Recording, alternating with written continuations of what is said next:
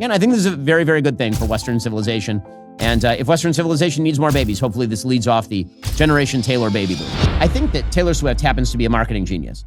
I don't know if she's a musical genius. I've made that opinion clear. I think the Tortured Poets Department is a terrible album. But when it comes to her marketing ability, Taylor Swift is legitimately the greatest who has ever played the game. She is amazing at the game, for sure.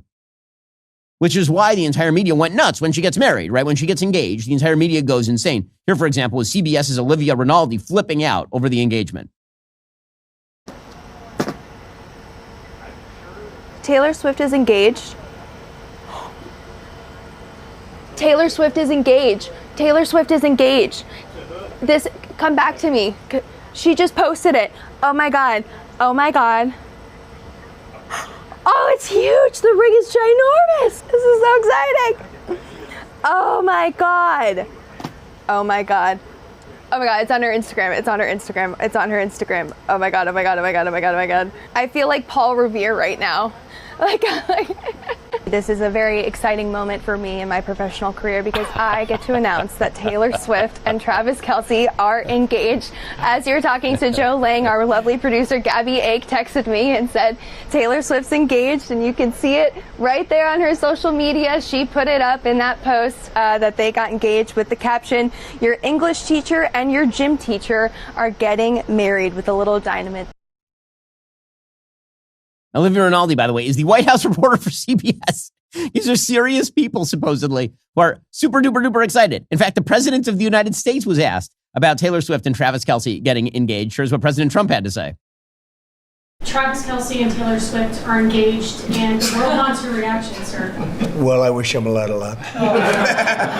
No, I think he's a great player. I think he's a great guy, and I think that she's a terrific person. So I wish them a lot of luck.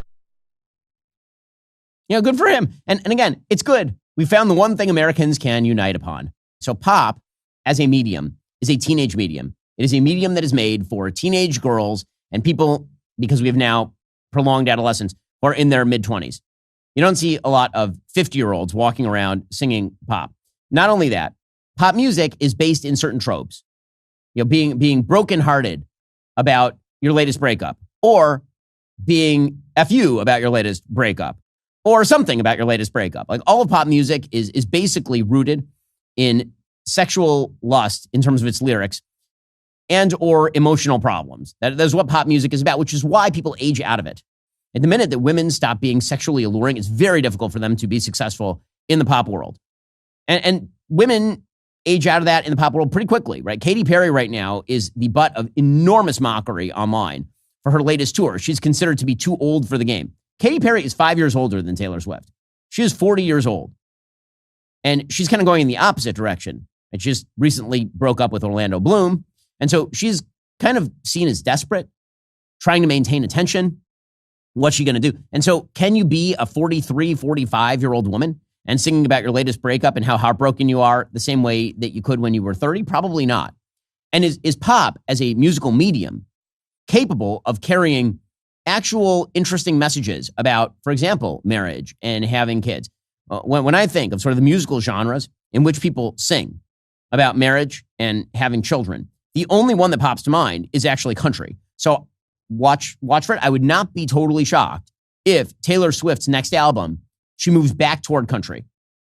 That would not be surprising to me at all, because that actually is a medium where people frequently sing about this kind of stuff. And of course, country is now broadened out to include things like Beyonce's latest album. So it would not be shocking to watch Taylor kind of move back into that medium as opposed to the poppy, kind of drug-induced, hazy, Charlie XCX pop music that she's been doing for the last 5 or 10 years. It'll be fascinating to watch.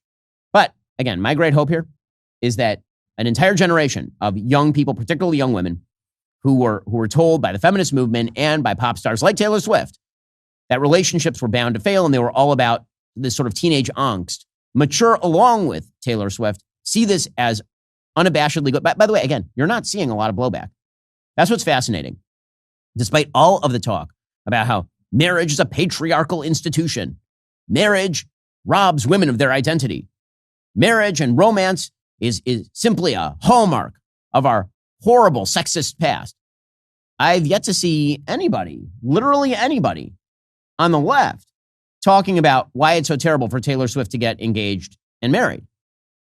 The sort of Gloria Steinem take on marriage is dead. And Taylor Swift may have just put a stake through it, which is really quite fascinating because it turns out marriage is a natural institution. Romance between men and women is a wonderful and natural thing. It turns out that women want, by the way, masculine men. You'll notice that Taylor Swift didn't end up marrying any of the sort of androgynous dudes that she dated. She ended up marrying, the football player with his doofus brother who does a podcast. Right? That's who she ended up marrying or getting engaged to. And he ended up marrying the, again, platonically beautiful cheerleader type. It's about as classic a story from 1955 as you could find. And that's got to be driving some people nuts, but they won't say it. Or maybe naturally they understand that, again, deep in the human heart, there is, in fact, a desire by women for masculine men and by men for feminine women and for both of them to get married and then have babies. So good luck to Taylor Swift and Travis Kelce. Again, I think this is a very, very good thing for Western civilization. And if Western civilization needs more babies, hopefully this leads off the Generation Taylor baby boom. Okay, meanwhile, in other very, very important cultural news, but let's be clear. Everything pales in comparison to this. It was like an asteroid hit Earth and wiped out the dinosaurs yesterday. The only thing anyone cared about was this engagement. And I do have to say, it'll be fascinating to see what the wedding is like because they could do an unexpected thing, which I think is probably what they should do. I think everybody expects them to have a $20 million wedding. I think what would be fascinating is if she sort of counter-programs and does a low-key wedding in a church with Travis Kelce, classic Americana, just family and friends. I think that would actually be a very good brand move for her. Not that she needs my brand advice. She's way better at this than literally anyone who's ever lived in the history of planet Earth. But I think that would be counter-programming, especially in an era where there are so many people who are worried about conspicuous consumption and all of the rest.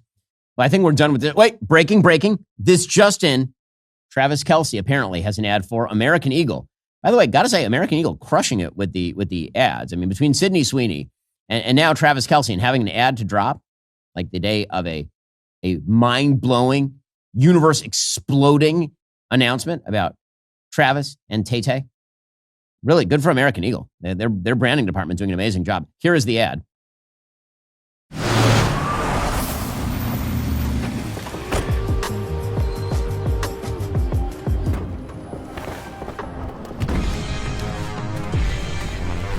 Okay, so he's dressed in a tennis outfit. He's walking around America. There's an American flag and everything. Hugging random friends of many races. And laughing with many friends while wearing clothes. Because this is what you do in American Eagle outfits. You laugh with your friends.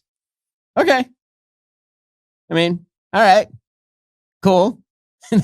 Basically, I think they just had a Travis Kelce ad banked, and they were waiting for this particular moment. So again, good on the American Eagle ad department. I will say that is a very chunky sweater from American Eagle, and not my type of sweater. But again, smart advertising. Capitalism always wins, gang.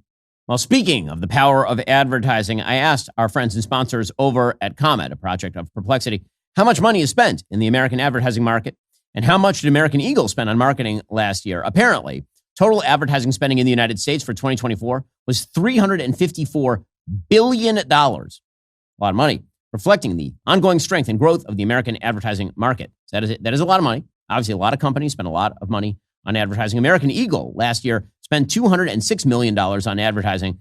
I assume they're going to spend even more this year, but the Travis Kelce ad, the Sydney Sweeney ad, it just shows that a good piece of advertising, much more valuable than just throwing dollars at the thing. So, good on American Eagle for having signed up all of these talents, ready to drop an ad at a moment's notice if, the biggest marriage announcement in human history happens.